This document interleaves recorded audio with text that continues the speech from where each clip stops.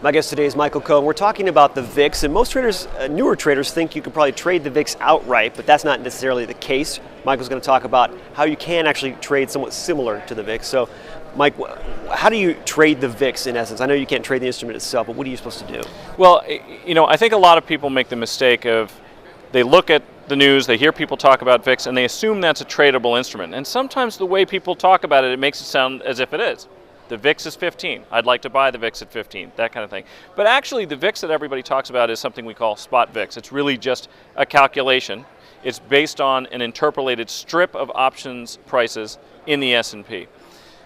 One way to think about it, though, is it is the implied volatility, or the relative premium, you might think of it, for a 30-day put in the S&P. So if you're ever trying to say, okay, well, what does that represent? It's the implied volatility of a 30-day 30 delta put is probably the one option that comes closest to it. There are other ways to trade it, of course. You could trade VIX futures. You could trade options on those futures. I don't typically recommend that for hedging purposes, though, because there are a lot of dynamics in there that people don't recognize. For example, the VIX futures curve is upward sloping. There's something called contango, which means you have to pay an ever higher price every single time. So if you roll your futures, you always have to pay that spread. There's another thing, too, which is if you buy long-dated futures or options on longer-dated futures, those futures tend not to move as much as the spot VIX does. So when you see the VIX spike to 45 and you own a 6-month VIX future and you say, how come one went up 30 points and mine only went up 5 points, why is that? Well, that has to do with the dynamics of what VIX really represents, 30-day forward starting variance. We don't need to get into the math of what that means, but trust me, probably the best way to think about hedging is to stay away from the VIX for most people.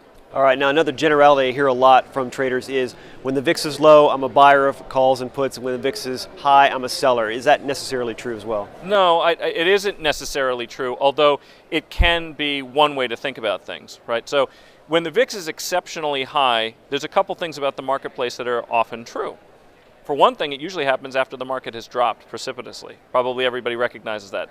The initiation of the credit crisis, what happened to the spot VIX calculation? It went through the roof. What had happened to equity prices? They had declined significantly. Here's one way to think about that. Do you go out and start buying insurance after the house is already on fire? Probably not a really good idea. One, it's expensive, and two, what they're insuring isn't worth much. The same thing is true here.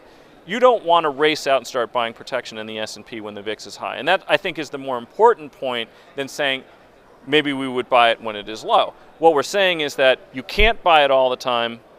You're better off buying it when it's low. But like insurance of any kind, you buy it expecting it not to pay off.